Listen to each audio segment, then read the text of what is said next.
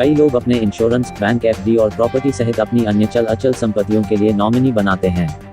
Nominee वह व्यक्ति है जो एक केयर टेकर की तरह होता है, जो हमारे न रहने पर हमारी जमा पूंजी को हमारे अपनों तक पहुंचाता है।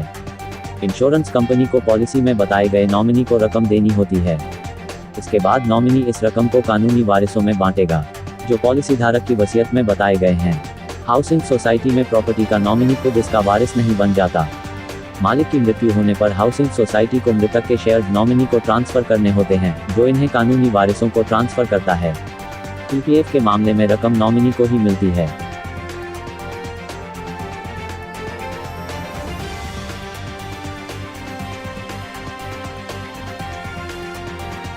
मध्य प्रदेश के नरसिंहपुर में एक पति द्वारा अपनी ही पत्नी को बंधक बनाए जाने का मामला सामने आया है। पति पर आरोप है कि उसने तलवार और नकली बंदूक दिखाकर अपनी पत्नी को 3 दिन तक एक अंधेरे कमरे में बंद रखा। शादी के 17 साल बाद पति ने पत्नी को पसंद न करने का आरोप लगाते हुए इस वारदात को अंजाम दिया। मौके पर पहुंची पुलिस ने महिला को बंद अंधेरे कमरे से बाहर निकाला। साथ ही पुलिस ने मामले में आरोपी पति को भी गिरफ्तार कर लिया है।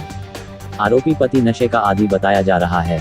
पीड़ित महिला ने बताया कि उसकी शादी साल 2003 में हुई थी। अब 17 साल बाद उसके पति कहते हैं उन्हें पसंद नहीं करते हैं।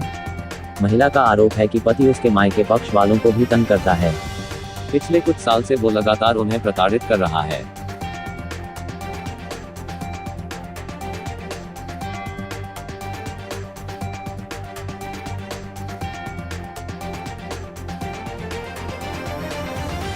उत्तराखंड के एक गांव को पनीर विलेज कहा जाता है।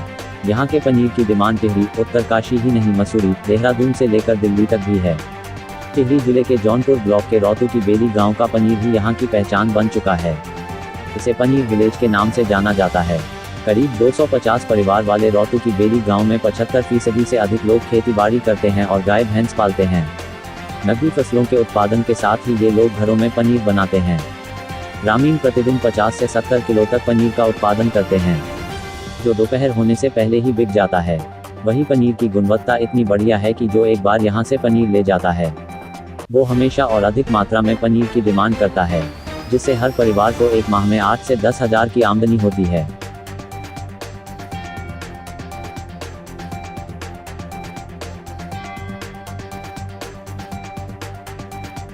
अमेरिका के शिकागो में 2 बहनों ने एक सुरक्षा कर्मी पर 27 बार चाकू से वार करने का आरोप है। दुकान के सुरक्षा कर्मी ने उनसे मास्क पहनने का अनुरोध किया था, जिसके बाद दोनों बहनों ने सुरक्षा कर्मी पर चाकू से वार कर दिया। जेसिका हिल ने अपनी जेब से चाकू निकाला और उस पर हमला कर दिया और जायला ने उसे बालों से पकड़ रखा था। दोनों महिलाओं को मौके से ही गिरफ्तार कर लिया गया। साथ ही घायल सुरक्षा कर्मी को इलाज के लिए अस्पताल भर्ती कराया है। कुक काउंटी सर्किट जज के समक्ष पेश किए जाने पर महिलाओं के वकील ने कहा कि उन्होंने खुद को बचाने के लिए हमला किया और दोनों को बाइपोलर डिसऑर्डर है।